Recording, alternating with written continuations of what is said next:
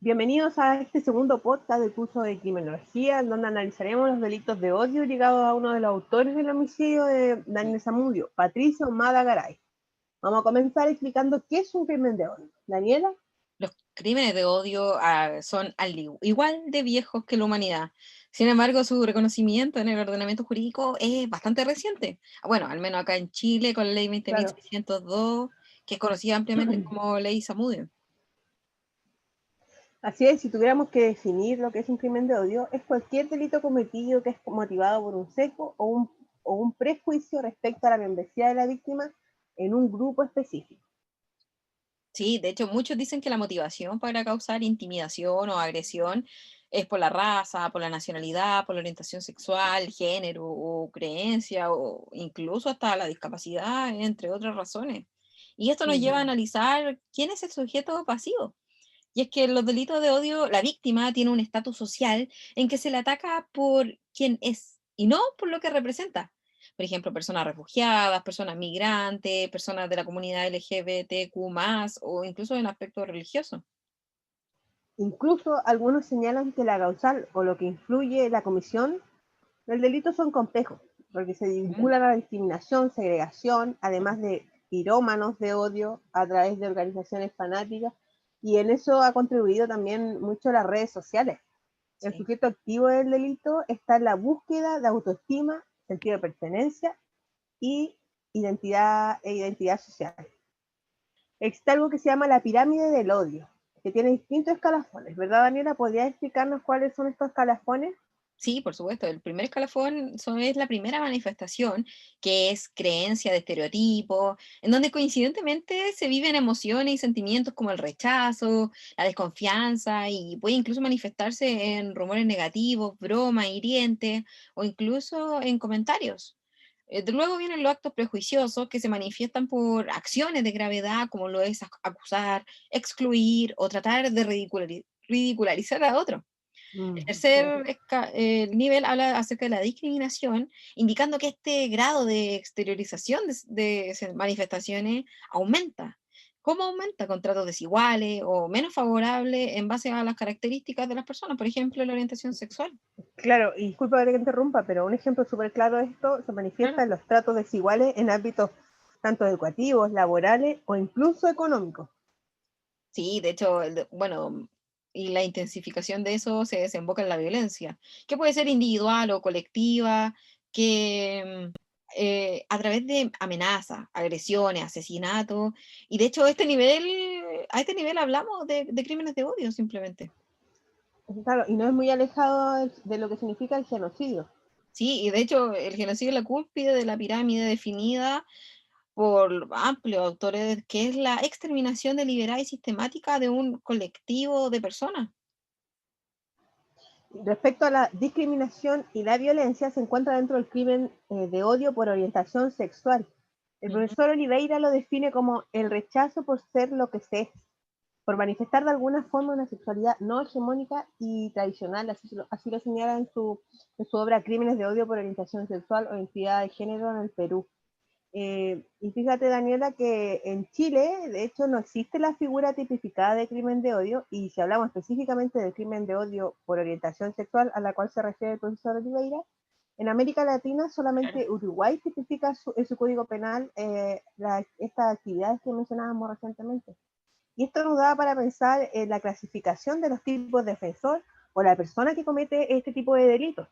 Y de acuerdo a algunas investigaciones, como los autores Levine y McDavid en su texto Hate Crime Sí. Offenders, indican ellos que existen cuatro categorías principales de ofensores. En primer lugar, se puede identificar a aquellas personas que son motivadas por la percepción de poder, la adrenalina derivadas de un ataque a personas que creen inferiores y vulnerables. Claro, y esto es súper controversial, ya que esto se consideraría como un derecho a defensa por pánico. Claro, Incluso esto ha sido utilizado como defensa legal. Y acá el profesor Olivera comenta de que lo denomina Gay Panic Defense en su texto del 2008 llamado Crímenes de odio por orientación sexual, identidad y género en Perú.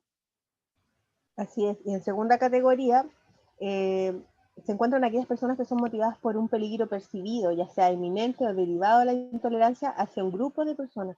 En relación a esta clasificación por el tipo de víctima de la agresión, Ujú. podemos afirmar que en este caso el tipo de víctima es aquella población que se identifica como LGBTIQ+, o sea, aquellas posibles víctimas, Sí. aquellas que se identifican como lesbianas, gay, bisexual, transexual, travesti, transgénero, etcétera.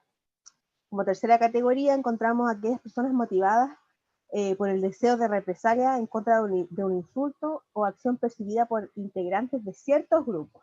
Sí, y de hecho en esta clasificación, por las características de agresión de los derechos de la población LGBTIQ+, es súper importante notar lo que señalan los autores de Guerrero y Lara en su obra Crímenes de Delitos de Odio.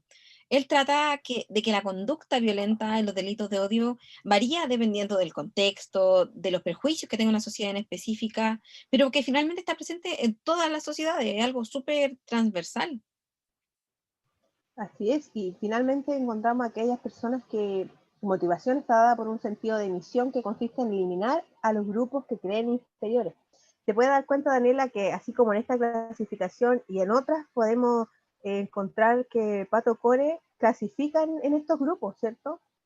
De hecho, si reflexionamos su historia, podemos darnos cuenta de ello. Sí, de hecho, el autor Rodrigo Fluxá, él trata en su relato, en el texto Solos en la noche del 2012, acerca del caso del Zamudio, da un antes y un después de todos los involucrados, perdón, que estuvieron ante la comisión de este delito. Patricio Magaray creció en Cerro Navia, siendo Una de las comunas más pobres de Santiago. claro, claro, hubo abandono de su madre del hogar común por violencia intrafamiliar, había falta de habilidad parental, exceso de consumo de alcohol, desinterés en los estudios de su hijo, y esto llevó a encender Mm. la alarma de lo que estaba atravesando el niño, pues, debiendo ser llevado al Sename, incluso con motivo de una medida de protección. Y esto nos llevó a que, dado los múltiples detenciones, huidas de la institución, finalmente volvió al Sename ineficiente en su tarea de protección. Patricio vivió en la calle, fue padre adolescente y a los 18 años, cuando quiso retomar el camino, postuló al servicio militar, al que fue rechazado y de hecho esto obligó a que fuera un trabajador informal. Sí, bueno, y este trabajo informal permitió que él tuviera, comenzara a tener mayor poder adquisitivo, lo cual lo llevó a aumentar su consumo de alcohol, por ejemplo, y esto lo llevó también a introducirse acerca de ciertas ideologías como la ideología alemana nazi, la llegada de los inmigrantes al país, surgiendo así de esta manera su xenofobia. Sí, y de hecho eso es lo que nos vuelve a llevar a la teoría del control social en el que habíamos hablado en el episodio 1 del podcast. O sea, la teoría del control social ante esta nueva historia que hemos estado viendo, nuevamente viene a la mente los autores Boll y Bernard en el texto Theory Criminology de la página 60, creo que era, que tratan el paradigma del control social en donde la culpa de las personas que cometen el delito es causado por el sistema, por la sociedad, como elementos creadores de delincuencia, de marginación y de racismo.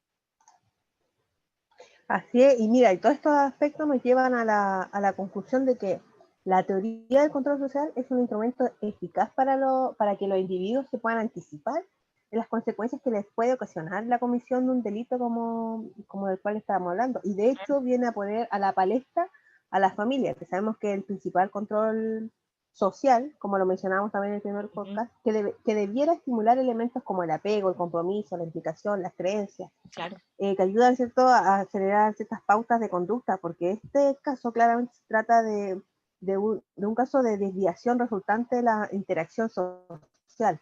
Y Sí. respecto a esto, algunos autores critican a qué normas debería apegarse.